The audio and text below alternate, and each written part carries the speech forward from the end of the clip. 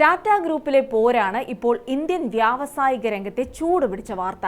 പോര് പരിഹരിക്കാൻ കേന്ദ്ര ആഭ്യന്തരമന്ത്രി അമിത്ഷായും ധനമന്ത്രി നിർമ്മല സീതാരാമനും വരെ ഇടപെട്ടും കഴിഞ്ഞു. 150 വർഷത്തിന്റെ പാരമ്പര്യമുള്ള ടാറ്റ ഗ്രൂപ്പിൽ ഇങ്ങനെ ചേരിതിരിഞ്ഞൊരു പോര് ഒരുപക്ഷെ ആദ്യമായിരിക്കും.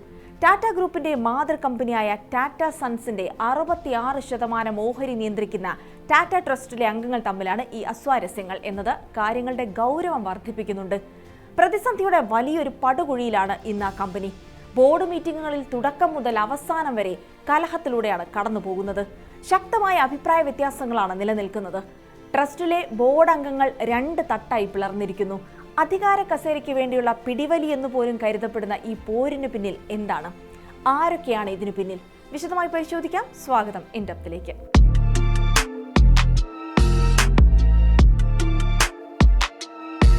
ഇന്ത്യയിലെ ഏറ്റവും വലിയ കോൺഗ്ലോമറേറ്റ് ആയ ടാറ്റ ഗ്രൂപ്പിലെ വഴക്കിന്റെ ആഴവും പരപ്പും വ്യക്തമാകണമെങ്കിൽ കുറച്ച് അടിസ്ഥാന കാര്യങ്ങൾ അറിഞ്ഞേ മതിയാകൂ. അത് പറഞ്ഞു തന്നെ നമുക്ക് തുടങ്ങാം. 1868 ജംഷഡ്ജി ടാറ്റ സ്ഥാപിച്ച ടാറ്റ ഗ്രൂപ്പിന് കീഴിൽ നിന്ന് പബ്ലിക്കലി ലിസ്റ്റഡ് ആയിട്ടുള്ള 26 എണ്ണം ഉൾപ്പെടെ 31 കമ്പനികളാണുള്ളത്.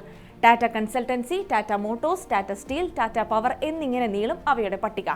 6 ഭൂഖണ്ഡങ്ങളിലായി 100-ലധികം രാജ്യങ്ങളിലേക്ക് പടർന്ന് പന്തലിച്ച ടാറ്റ ഗ്രൂപ്പിന്റെ പബ്ലിക്കലി ലിസ്റ്റഡ് കമ്പനികളുടെ മാത്രം മൊത്തം വിപണി മൂല്യം എന്ന് പറയുന്നത് 26 ലക്ഷം കോടി രൂപയാണ്.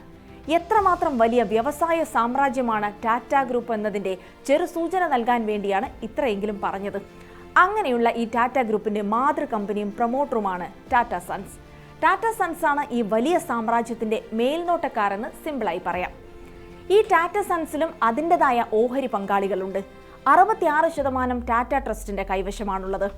വിദ്യാഭ്യാസം, ആരോഗ്യ സംരക്ഷണം, ഗ്രാമീണ വികസനം തുടങ്ങിയ മേഖലകളിൽ പ്രവർത്തിക്കുകയും പിന്തുണയ്ക്കുകയും ചെയ്യുന്ന ചാരിറ്റബിൾ ഫൗണ്ടേഷനുകളുടെ കൂട്ടായ്മയാണ് ഈ ടാറ്റ ട്രസ്റ്റ്. പിന്നെയുള്ള പ്രധാന സ്റ്റേക്ക് ഹോൾഡർ ഷപൂർജി പല്ലോൺജി ഗ്രൂപ്പാണ്. 2022 വാഹനാപകടത്തിൽ മരിച്ച സൈറസ് മിസ്ത്രിയുടെ കുടുംബത്തിൻ്റെതാണ് ഇത്.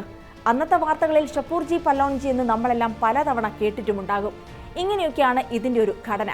ടാറ്റ ഗ്രൂപ്പിന്റെ അധികാര ഘടനയിൽ ടാറ്റ ട്രസ്റ്റ് എത്രമാത്രം പ്രബലരാണെന്ന് ഇപ്പോൾ മനസ്സിലായി കാണുമെന്ന് വിചാരിക്കുന്നു. പക്ഷെ അത്രയും പവർഫുൾ ആയ ടാറ്റ ട്രസ്റ്റിൽ കാര്യങ്ങളൊട്ടും സുഖകരമല്ല എന്നാണ് റിപ്പോർട്ടുകൾ സൂചിപ്പിക്കുന്നത്. പോരിന്റെ ഒരറ്റത്ത് ട്രസ്റ്റ് ചെയർമാനും രത്തൻ ടാറ്റയുടെ അർദ്ധ സഹോദരനുമായ നോയൽ ടാറ്റ നയിക്കുന്ന ട്രസ്റ്റിമാരാണ്. അദ്ദേഹത്തോടൊപ്പമുള്ളത് മറ്റൊരു ട്രസ്റ്റ് അംഗമായ വേണു ശ്രീനിവാസനാണ്. രത്തൻ ടാറ്റയുടെ മരണശേഷമാണ് നോയൽ ടാറ്റ ട്രസ്റ്റിന്റെ ചെയർമാൻ സ്ഥാനത്തേക്ക് എത്തുന്നത്. മറുപക്ഷത്തിന് നേതൃത്വം നൽകുന്നത് ഷപൂർജി പല്ലോൺജി കുടുംബവുമായി ബന്ധമുള്ള മെഹലി മിസ്ത്രിയാണ്. രത്തൻ ടാറ്റയുടെ അടുത്ത വിശ്വസ്തനും ട്രസ്റ്റ് ചെയർമാൻ സ്ഥാനത്തേക്ക് ഉയർന്നു കേട്ട വ്യക്തിയും കൂടിയായിരുന്നു മെഹലി മിസ്ത്രി. പക്ഷെ നോയൽ ടാറ്റ തെരഞ്ഞെടുക്കപ്പെടുകയായിരുന്നു. അതവിടെ നിൽക്കട്ടെ.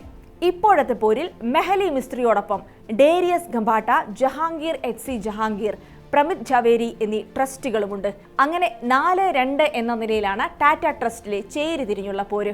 ടാറ്റ ട്രസ്റ്റ് നിയോഗിച്ചിട്ടുള്ള ടാറ്റ സൺസിലെ ബോർഡ് ഓഫ് ഡയറക്ടേഴ്സ് എടുക്കുന്ന തീരുമാനങ്ങൾ തങ്ങളെ അറിയിക്കുന്നില്ലെന്നാണ് മെഹലി മിസ്ത്രി ഗ്രൂപ്പിന്റെ പ്രധാന പരാതി. ടാറ്റ ട്രസ്റ്റിന്റെ പ്രവർത്തനത്തിൽ സുതാര്യതയില്ലെന്നും കുറച്ചാളുകളുടെ നിയന്ത്രണത്തിലാണ് കാര്യങ്ങളെന്നും അവർ ആരോപിക്കുന്നു. ചെയർമാനായ നോയൽ ടാറ്റ എടുക്കുന്ന പ്രധാന തീരുമാനങ്ങൾ മിസ്ത്രിയിൽ നിന്ന് മറച്ചുവെക്കുന്നുവെന്നും പറയുന്നുണ്ട് അവർ. എന്നാൽ നോയൽ ടാറ്റയുടെ അധികാരത്തെ ദുർബലപ്പെടുത്തുകയാണ് മിസ്ത്രിയുടെയും ഗ്രൂപ്പിന്റെയും ലക്ഷ്യമെന്നാണ് മറുപക്ഷം വാദിക്കുന്നത്. അങ്ങനെയുള്ള ആരോപണ പ്രത്യാരോപണങ്ങൾ നിലനിൽക്കുന്നതിനിടെയാണ് ഇക്കഴിഞ്ഞ സെപ്റ്റംബർ 11 ടാറ്റ സൺസിന്റെ ബോർഡിലേക്കുള്ള നിയമനം സംബന്ധിച്ചൊരു യോഗം നടക്കുന്നത്. ടാറ്റ സൺസ് ബോർഡിലേക്ക് നോമിനി ഡയറക്ടറായി 77-കാരനായ വിജയ് സിംഗിന്റെ പുനർനിയമനം പരിഗണിക്കാനായിരുന്നു അന്ന് ട്രസ്റ്റിമാരുടെ യോഗം ചേർന്നത്. മുൻ പ്രതിരോധ സെക്രട്ടറിയാണ് വിജയ് സിംഗ്. 2013 മുതൽ 2018 വരെയും ശേഷം 2022 മുതലും ടാറ്റ സൺസിലെ ബോർഡ് അംഗമായിരുന്നു. 2024 രത്തൻ ടാറ്റയുടെ മരണശേഷം ട്രസ്റ്റ് പുതിയൊരു നിയമം കൊണ്ടുവന്നിരുന്നു. അതുപ്രകാരം 75 വയസ്സ് കഴിഞ്ഞാൽ ടാറ്റ സൺസിന്റെ നോമിനി ഡയറക്ടർമാരുടെ നിയമനം വർഷാവർഷം പുതുക്കണം. അതായത് ഓരോ വർഷവും അയാളെ ട്രസ്റ്റ് അംഗങ്ങൾ യോഗം ചേർന്ന് പുനർനിയമിക്കണമെന്നർത്ഥം. അതിന്റെ ഭാഗമായിട്ടാണ് സെപ്റ്റംബർ 11 ട്രസ്റ്റി യോഗം ചേർന്നത്. വിജയ് സിംഗിനെ നിയമിക്കണമെന്ന നോയൽ ടാറ്റയുടെ ക്യാമ്പ് ആവശ്യപ്പെട്ടെങ്കിലും മിസ്ത്രി നേതൃത്വം നൽകുന്ന സംഘം അതിനെ എതിർത്തു. അങ്ങനെ പുനർനിയമനം മുടങ്ങുകയും ചെയ്തു. അതോടെ വിജയ് സിംഗ് ടാറ്റ സൺസിലെ സ്ഥാനം രാജിവെക്കുകയും ചെയ്തു. ഇതോടുകൂടി ട്രസ്റ്റി അംഗങ്ങൾ തമ്മിൽ പരോക്ഷമായിരുന്ന തർക്കം പരസ്യമായി. ആകെ ചർച്ചയായി. ഒടുവിൽ കേന്ദ്ര സർക്കാർ തന്നെ ഇടപെടുകയും ചെയ്തു. തങ്ങളുടെ കാര്യങ്ങൾ തീരുമാനിക്കുന്നതിൽ സർക്കാരുകളുടെ ഇടപെടൽ ആവശ്യമില്ലെന്ന മുതലാളിത്ത നിലപാടിൽ നിന്നുള്ള യു ടേൺ കൂടി അങ്ങനെയുണ്ടായി. രത്തൻ ടാറ്റ പുലർത്തിയ അച്ചടക്കവും മര്യാദയും ധാർമ്മികതയും സംരക്ഷിക്കണമെന്ന് ട്രസ്റ്റി അംഗങ്ങളുമായുള്ള അന്നത്തെ ചർച്ചയിൽ അമിത്ഷാ ആവശ്യപ്പെട്ടു എന്നായിരുന്നു പുറത്തുവന്ന റിപ്പോർട്ടുകൾ. പക്ഷേ ബോർഡ് അംഗങ്ങൾക്കിടയിൽ തർക്കം ഇതുവരെയും പൂർണ്ണമായി അവസാനിച്ചിട്ടില്ല. ടാറ്റ സൺസ് ലിസ്റ്റ് ചെയ്യുന്നത് സംബന്ധിച്ചും തർക്കമുണ്ടെന്നാണ് റിപ്പോർട്ട്. നോൺ ബാങ്കിംഗ് ഫിനാൻസ് കമ്പനിയായി രജിസ്റ്റർ ചെയ്തിട്ടുള്ള ടാറ്റ സൺസ് ലിസ്റ്റ് ചെയ്യണമെന്ന് RBI 3 വർഷം മുൻപേ നിർദ്ദേശിച്ചിരുന്നു. എന്നാൽ ടാറ്റ സൺസ് ലിസ്റ്റ് ചെയ്യുന്നതിനോട് നോയൽ ടാറ്റ യോജിക്കുന്നില്ല.